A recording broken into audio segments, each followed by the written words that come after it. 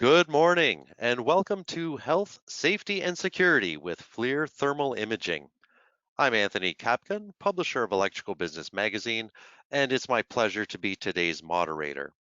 I sincerely thank all of you for taking the time to attend today's webinar to learn how thermal technology can be applied to address safety, security, and productivity concerns for your entire facility. Now, before I hand over the mic, let me tell you a little bit about today's presenter. Greg Bork is the director of FLIR Solutions based out of Burlington, Ontario, and has been with FLIR for 21 years.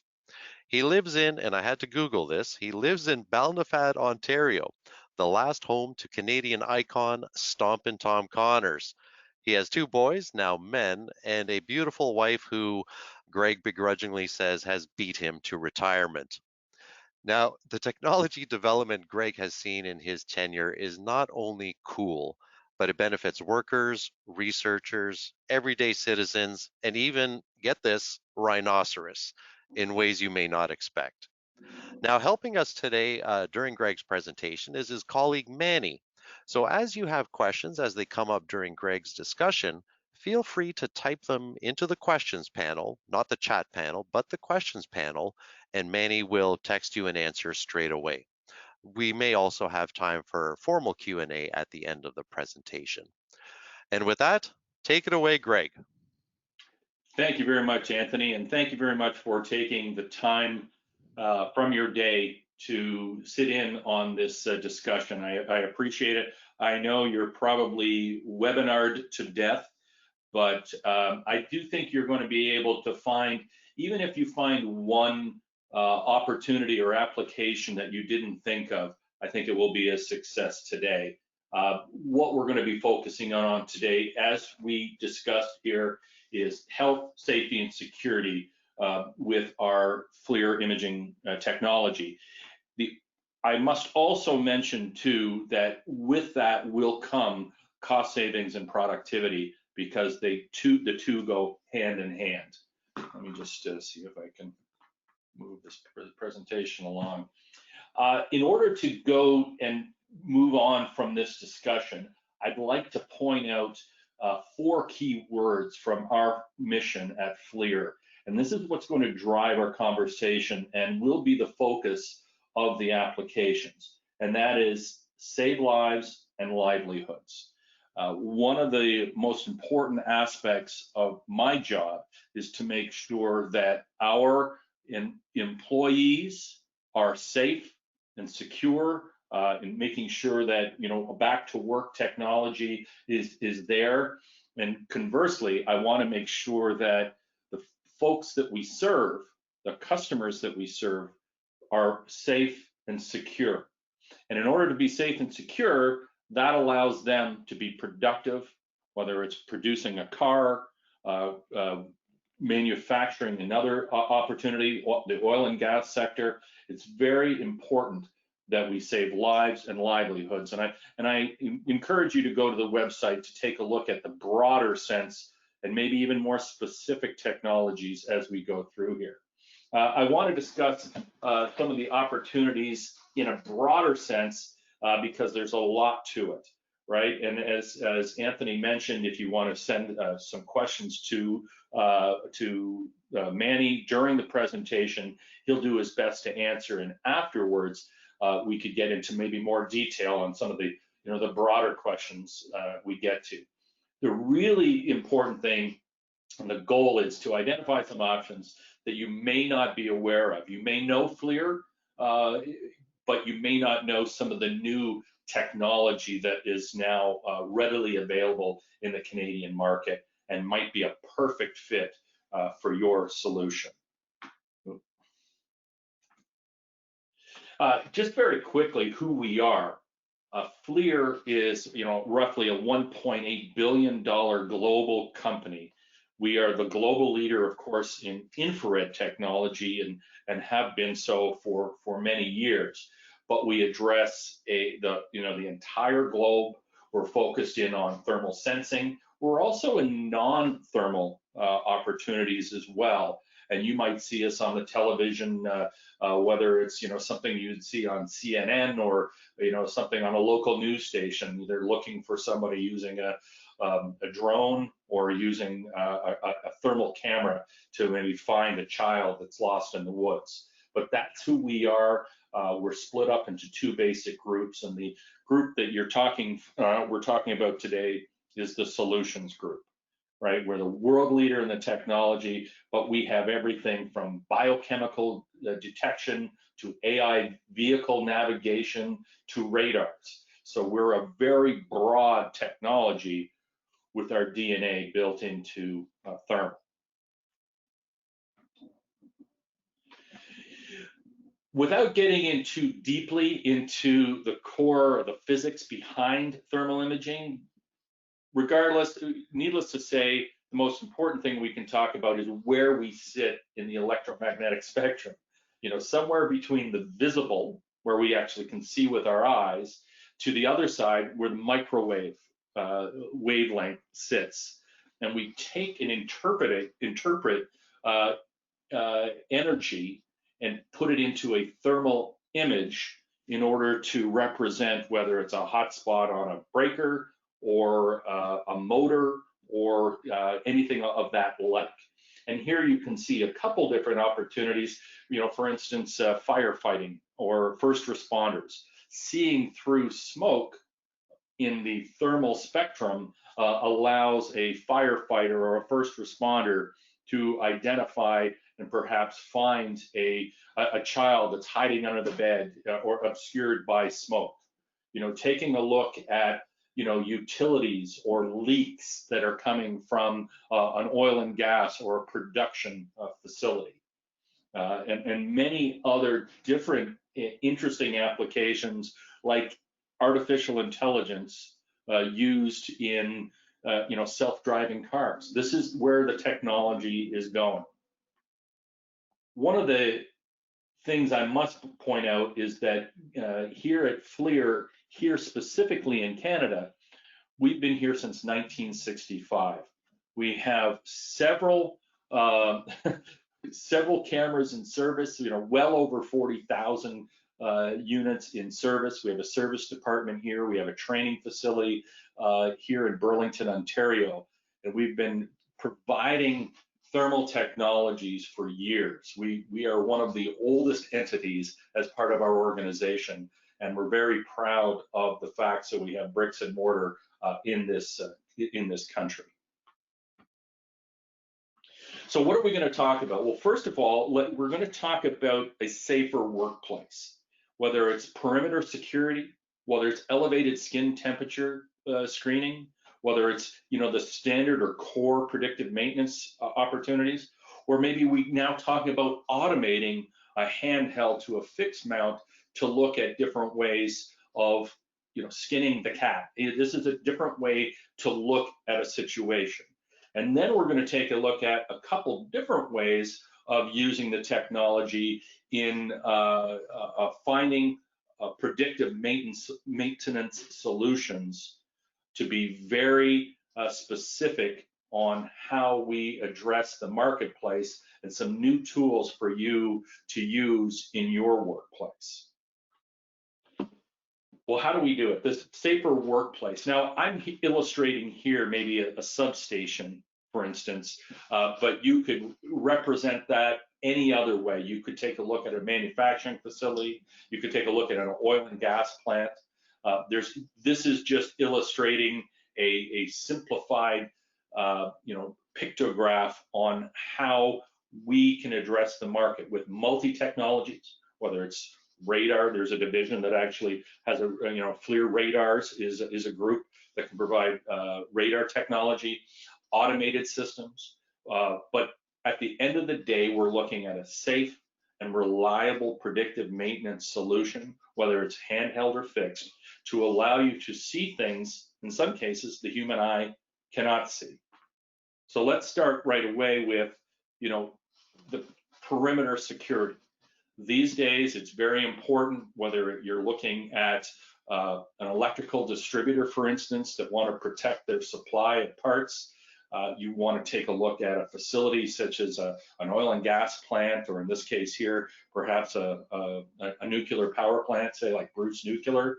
You want to use all the different technologies available to you to be able to secure and make your employees safe. In this instance here, we're talking about using thermal security cameras to identify, and hopefully everyone is seeing this and it's running for you, using thermal security to track, find somebody that might be intruding into say a warehouse or into the back lot where transport trucks might be kept, being able to track them, identify them, and then use that for law enforcement to help support and secure the facility. As you can see, the resolution, the technology is such that they can track very easily using AI and using high definition thermal imaging cameras to identify the issue.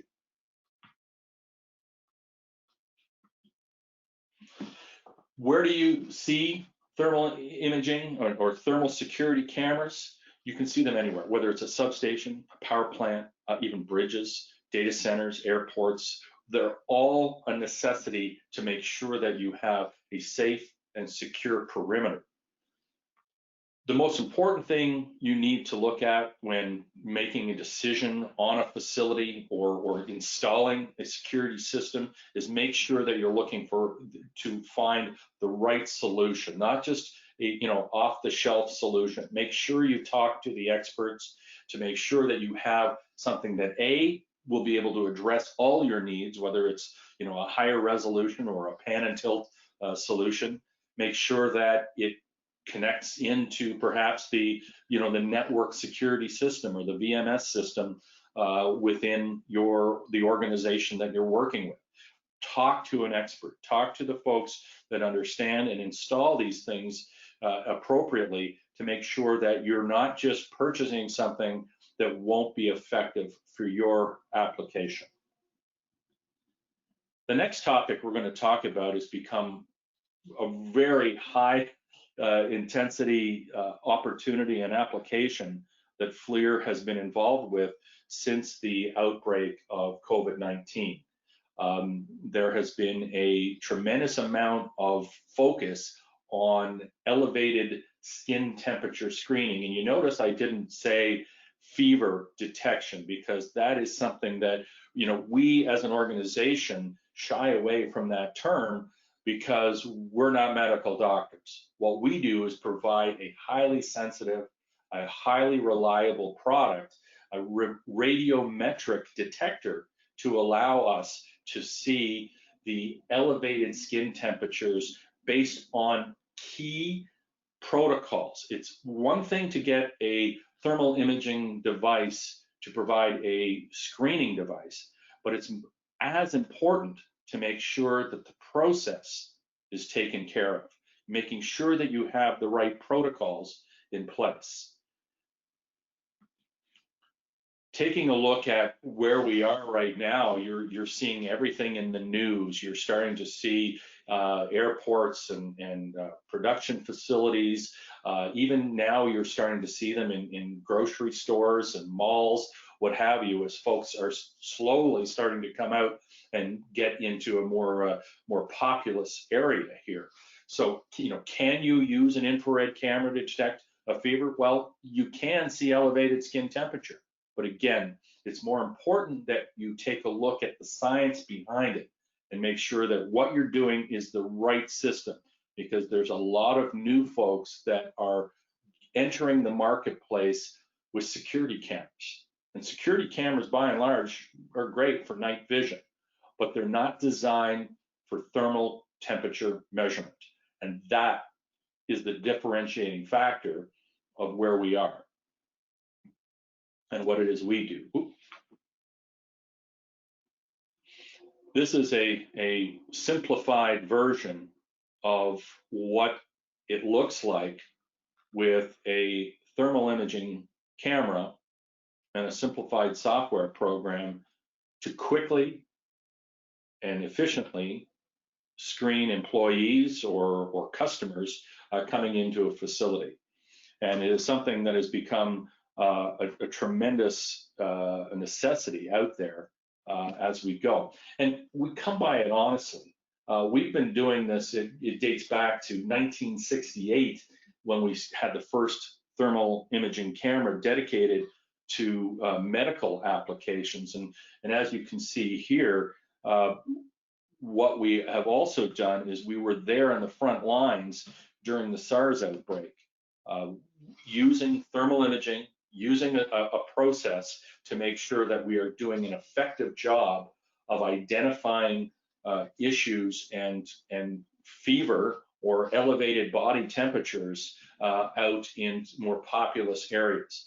And then we further defined it using our FDA 510K and then the H1N1 outbreak, again, using these where the more populous areas, whether it's an airport or whether it's a government building, it was very critical to use this technology to be able to identify folks entering the country perhaps, or entering into a hospital that create a potential health risk. And as you can see now, the recent pandemic that we're going through, it has become a tremendous tool in the fight to keep Canadians healthy. One of the areas that is also important is, as I mentioned, let's make sure that not just the camera is the decision-making process. Make sure that the process or the protocol is followed to be consistent, reliable, and making sure that you're actually measuring what needs to be measured. And that is something that we're not going to get in too deeply into today, but there is some very key applications, and there are some downloads on this online here today that you can take a look at in terms of the EST screening guidebook. What you're seeing here is what's being done in millions of locations right now, and I'm not just saying that. In millions of areas, they're using these thermometers to look at foreheads or look at wrists, but that is not the effective way to do this based on the research that we have been doing for these many years, way back, as far back as SARS. Where the most important measurement can be done is the inner canthus, basically the tear duct. That is the best place to take a look at the most representative area of the body for core temperature. And if you take a look at it, the difference in there is anywhere from a forehead temperature measurement of 30 degrees versus the tear duct or inner canthus at 34 degrees. That could be the difference between a pass and a fail, or letting someone through with COVID or not. And that's really what you're looking for in terms of the accuracy of a screening methodology. There are so many different influences that impact looking at skin temperature, whether it's wind or clothing, or some even provide glasses and allow screening done with glasses. That is just an inappropriate way to be effective of what you're doing, because at the end of the day, it really is the most important thing that you want is an accurate system to minimize the false alarms and maximize the accuracy of your screening methodology, because it only takes one person to get through into a facility or through into the country, what have you, or out of the country for that matter. It is very important that we avoid methods that are not accurate. And one of those is to take a look at, either mass screening. That's been relatively proved ineffective because of all these external influences, whether it's outdoors or what have you. There's a lot of different factors in play there. But using the methodology to do a screening method where you're using not necessarily the absolute temperature accuracy, but using a rolling average, you get far more accuracy. And this is where our research is. And I won't get any deeper into that right now for the sake of timing. But what you want to do is not only be accurate, but you want to make sure your employees or whoever is doing the screening is safe. You want to be ensure you're far enough away to make sure that you can do the appropriate screening, get it done accurately, but also use the AI within the artificial intelligence within the systems to pick out the inner canthus, which is possible now, make a determination of temperature measurement, and also notify someone if they're wearing glasses or they're out of the picture, and let this done and do it very fast and cleanly. It's about speed and accuracy when you're trying to move people along. Adding a black body into the situation, there's a lot out there that are using that. Most of the time that is done because they're using a non-radiometric detector. And again, without getting into it too deeply, it's important that you understand that some cameras that are out there right now being screened are using security cameras or almost night vision cameras, whereas using a fully radiometric camera will allow you to be far more accurate without a black body. You don't need it because that just adds a little more complexity to where you're at. And as we move forward, we keep developing new technology to create, whether it's a fully operated controlled system where you have an employee looking at the person, whether it's automated or even self-service using, say, a security VMS program. And in this particular image, it looks like it's a security camera kiosk that we've just developed that allows you to accurately screen employees or passengers or customers walking through the facility in seconds. In this case here, you're taking a look at the accuracy that you're seeing here and the speed in which you're taking. A lot of simplicity is built into the technology to allow you to move on, move passengers through, move employees through without holding them up. But accuracy in the protocol is very important in any system that moves along. One of the areas that is critical in larger organizations is the compliance or the compatibility with some of the key VMS providers, and this technology has UNVIF compliance, which allows them to communicate and to work within some of these other VMSs, video management systems, to create protocols, maybe access controls, or maybe some building automation to allow someone to lock out if they are considered somebody that is of suspect concern with the temperature. Down in the right-hand corner, you actually see an image from a Canadian airport. Just recently, CATSA has invested in this technology, and as you can see, they're using the employees or CATSA employees to move passengers through, do a proper inspection. As you can see, they've created a distance between themselves and the passenger, and it's a very clean go, no go on that. And the question that Global News posed recently, is airport screening working? Well, yes, it is when done correctly. They did a lot of analysis when they came up with the technology, and one of the areas that was very important was the fact that it was accurate, and it did the inner canthus screening and did the accuracy, and it was found to be the most effective. There's both handheld and fixed mount solutions out there. Again, I won't get into the different hardware solutions, but feel free to use the guide that's available to you.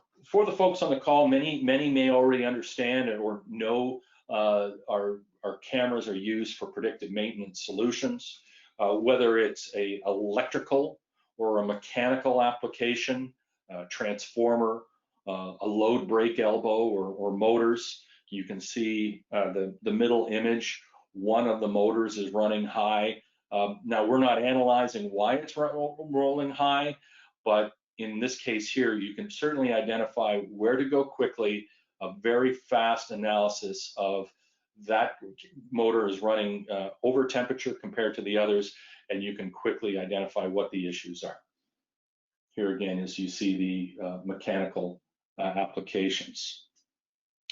These days, the technology has gone to the point with the resolution and the features and functionalities on the handheld cameras, even the low-cost cameras, you can quickly identify where the problem is. It just might need a tightening at source, but you can very quickly identify the problem and move on. Going back to our discussion on safety, one of the most important areas that we need to take a look at is a way to reduce arc flash exposure on high voltage switchgear.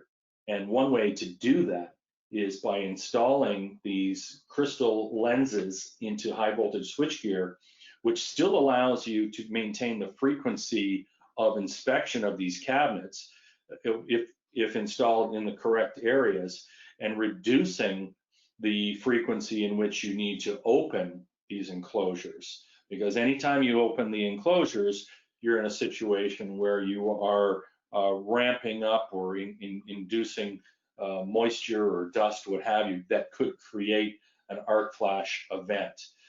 What you see in the bottom left is an application or an opportunity to install a fixed mount camera about the size of a cell phone into the enclosure of a high voltage cabinet and provide real-time imaging without ever having to open up, without even having to put an infrared window into an enclosure.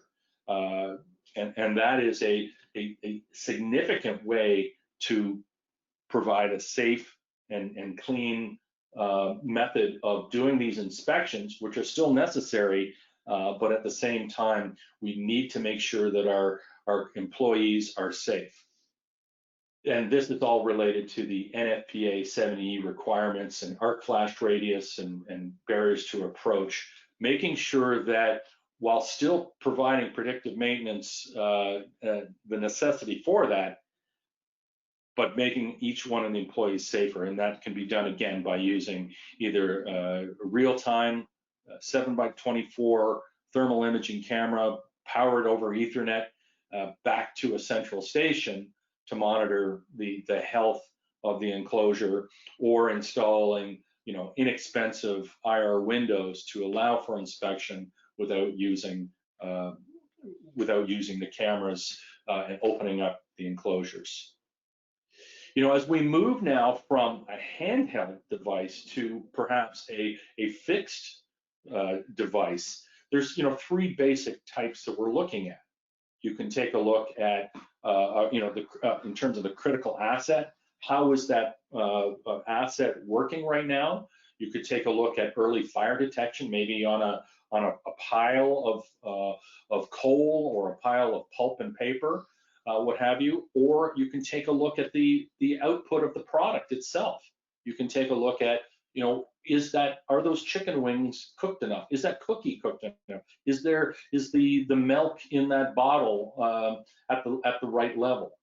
Many different ways to look at quality control using the same technology as you see in a handheld, but used in terms of a fixed mounted system. When you take a look at the necessity for these fixed mounted systems and the frequency in which this inspection must be done, take a look at the type of cost implications of not having an appropriate program in place. $25,000 per minute at a Ford plant, $1 million at a Bitcoin mining facility, or what have you. Taking a look at whether it's the Postal Service, Canada Post, or whether it's a oil and gas facility, downtime equals money. And if you have a solution that maybe is either in a less safe area, or where it's a dangerous zone, installing a thermal imaging camera in a fixed mount situation provides a solution. Here's a couple of different applications that you could take a look at when using a fixed mounted system. You know, the tire fire of a pile that could, whether it's an exothermic or exposure to any type of stimulus, right? You could significantly reduce perhaps fires that are flared up by doing early fire detection. Laundry facilities, chemicals that are used in laundry are things that can actually flare up and cause dramatic issues. You know, here we're taking a look at pile monitoring at any given time. And again, I encourage you to go to the website at FLIR to take a look at in more detail some of the application notes on some of these images that I'm showing you here. Whereas, you know, here's a coal pile from literally hundreds of yards away, being able to see a potential flare-up, putting it out before a catastrophic fire that could create unsafe conditions and, of course, an environmental disaster. Here's an indoor application where again, an exothermic flare-up could cause an explosion within a facility. Of course, it's not just, you know, taking a look at pile monitoring, what have you. Again, using whether it's an electrical room or looking at a furnace or a kiln, rotating equipment, any type of application that could use a fixed mount. If you're in an unsafe condition, you could apply a fixed mount camera back into a central station where it is safer to do the inspection, perhaps create a lockout or a shutdown. It's an easier way to, or easier and safer way to provide the same application of a handheld thermal imaging inspection, but making it safer for employees and providing real-time output.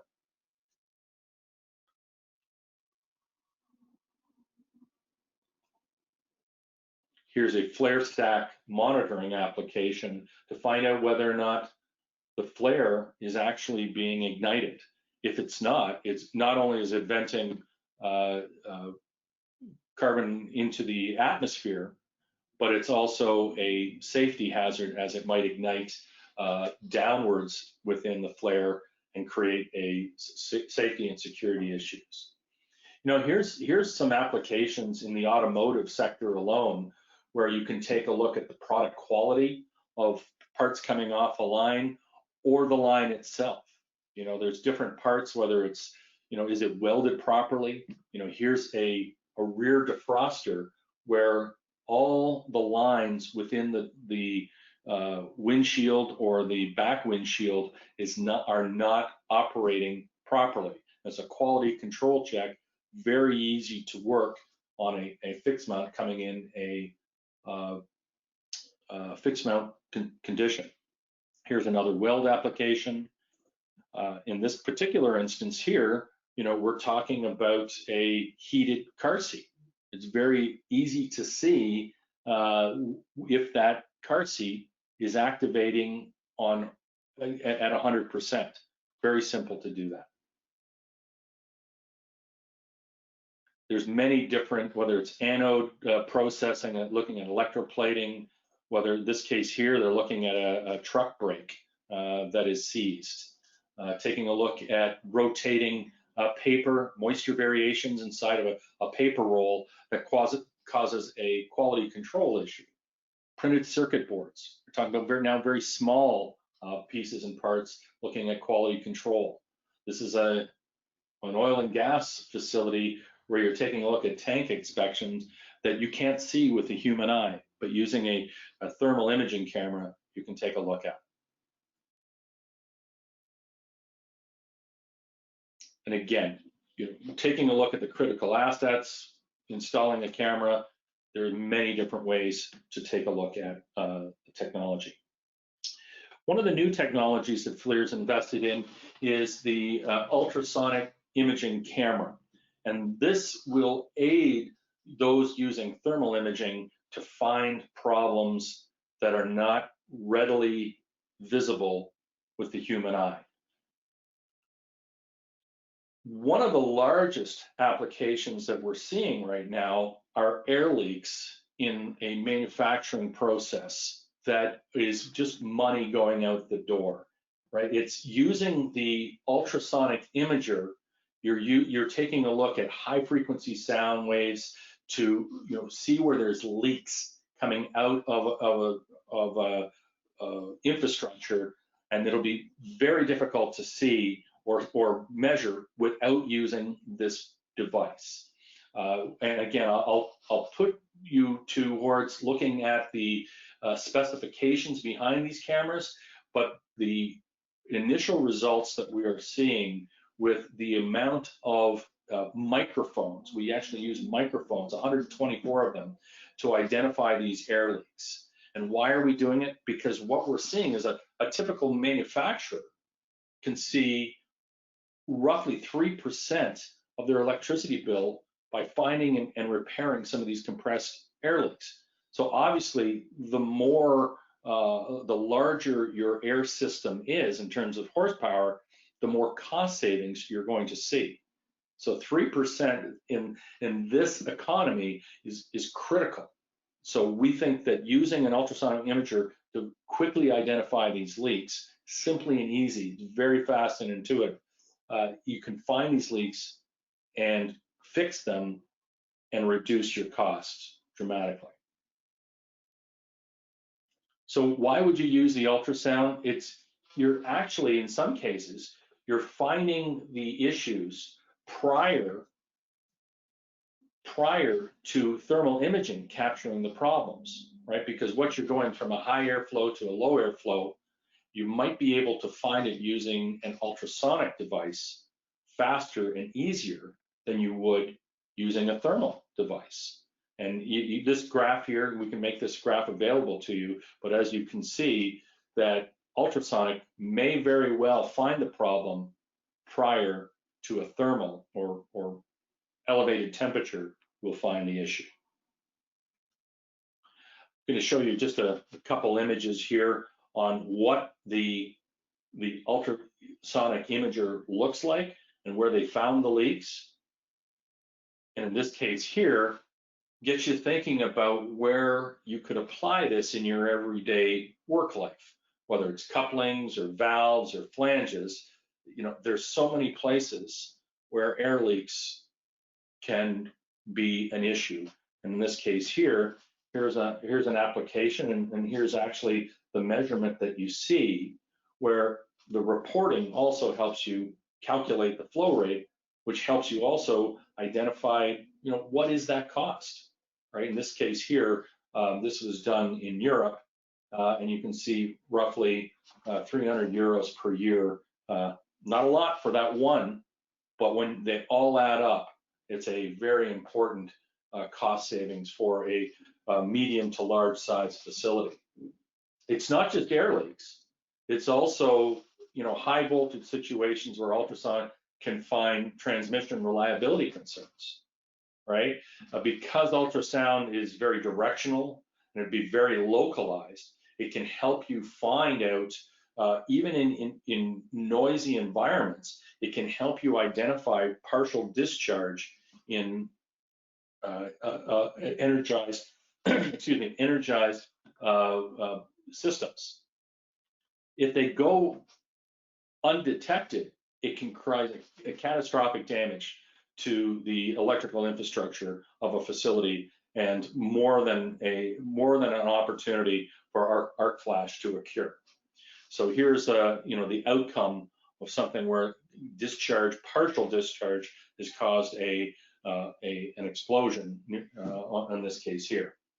Here you're looking at corona, which is relatively normal in a high voltage situation, but it identifies where that's happening, where the partial discharge is happening, and it gives you an identity of where the level is. And here's one last on the high voltage side of things. There's a floating discharge in a connector. Again, you're on the ground looking upwards from a distance safely and identifying where that partial or floating discharge is.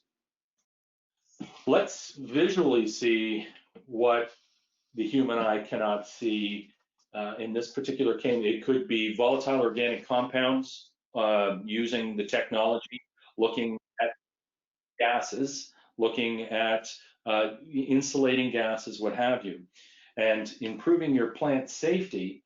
I don't know if you'll be able to pick it up easily on, on a small screen, but what you're seeing is a tank that is venting methane to atmosphere that, for obvious reasons, it's product loss, but it's also a health and safety concern as the gas is venting.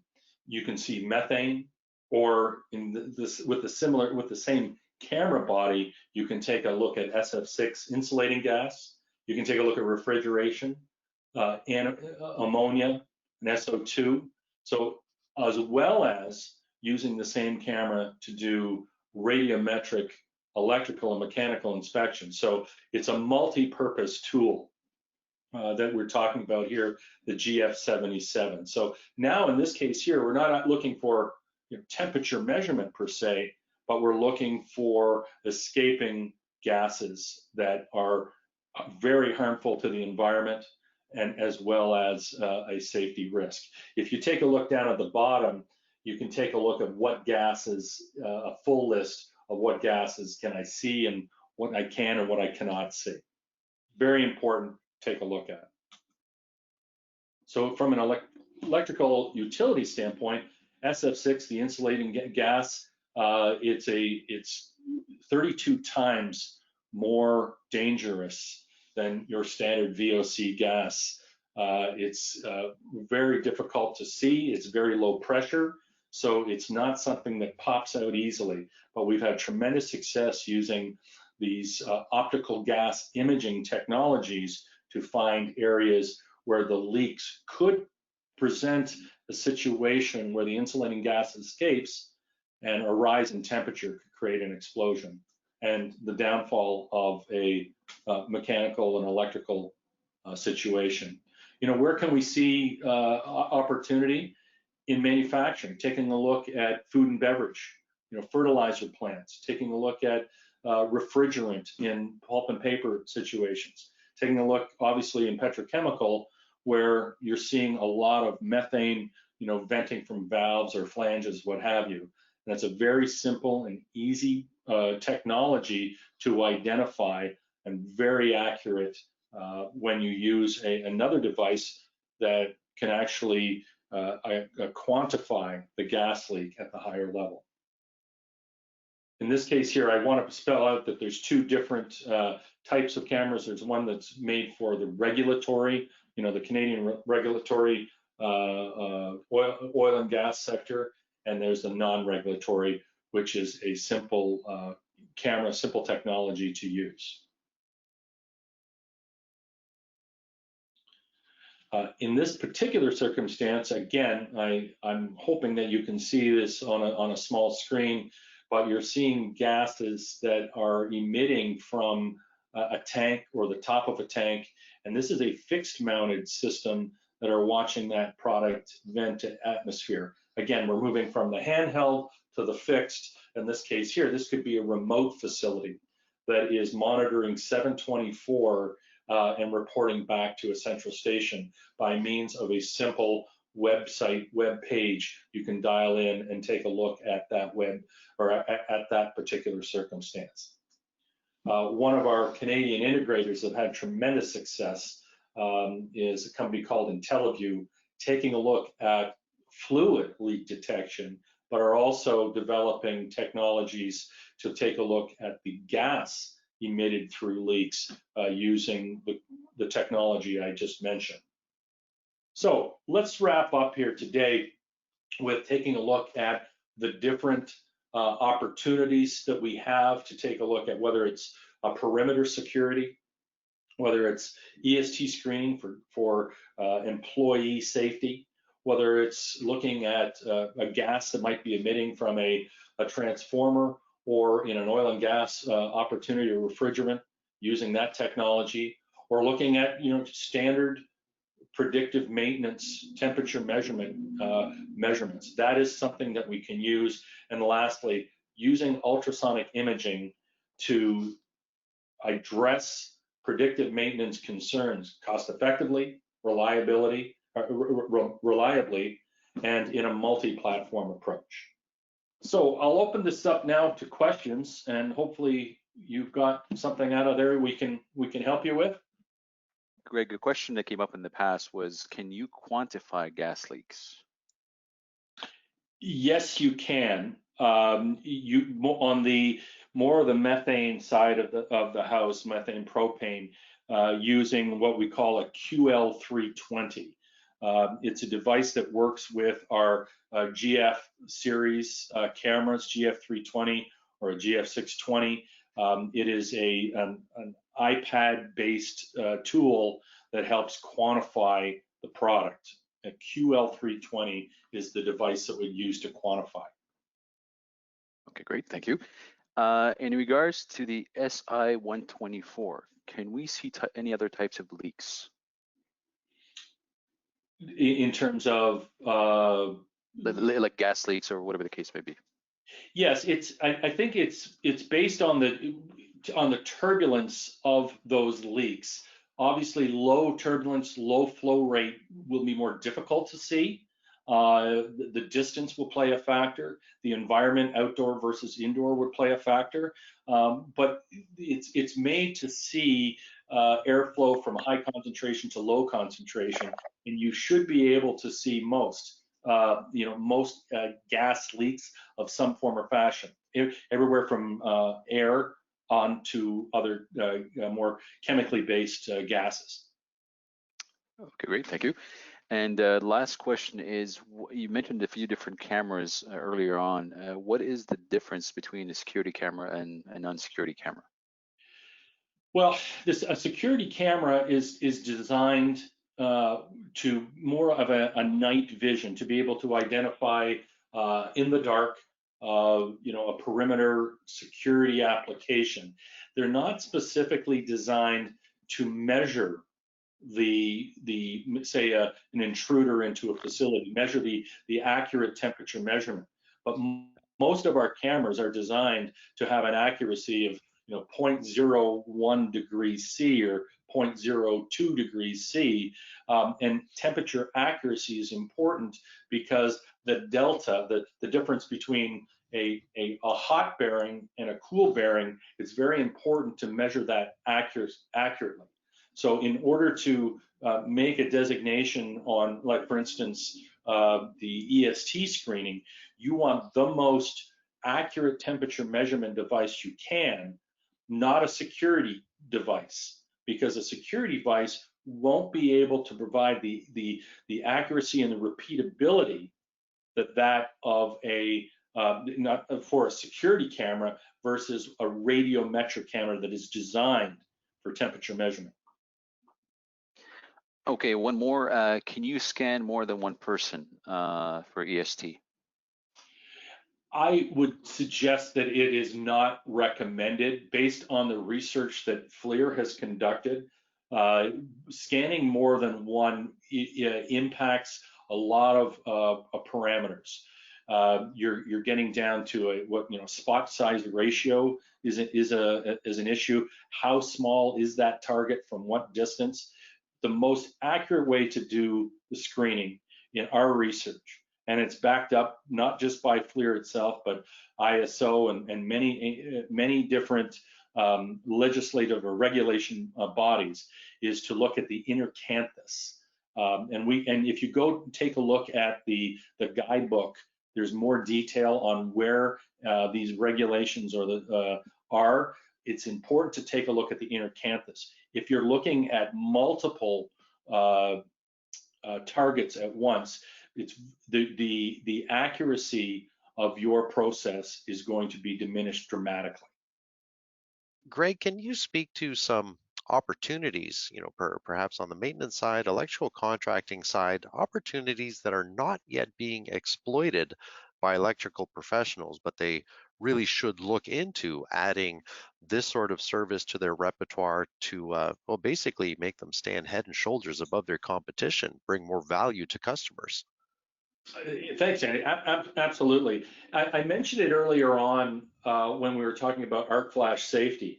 One of the areas that I think is underserved in the Canadian, electrical contractor field is looking at arc flash safety on high voltage switchgear, and even now medium voltage switchgear, installing these infrared crystal windows that allow you to inspect internally into an enclosure without opening up the doors. As many of the folks on this call are readily aware, you need to suit up into the beekeeper suit from a arc flash safety design. So if you can reduce the need to open up that enclosure and reduce the arc flash risk, it's not only going to make you more productive because you'll be able to do more inspections at the same frequency, but it'll also make you more, you will provide a safer predictive maintenance solution.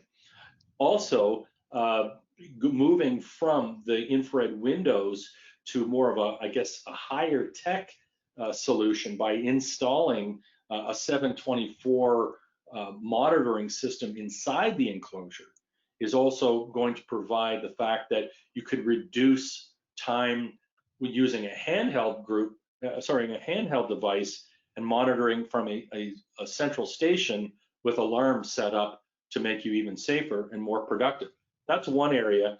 The second one in the SI-124, or the ultrasonic imaging, adding that as a tool in the tool belt will make you more productive, will help you find situations, as I mentioned, potentially faster than you would with a thermal imaging camera.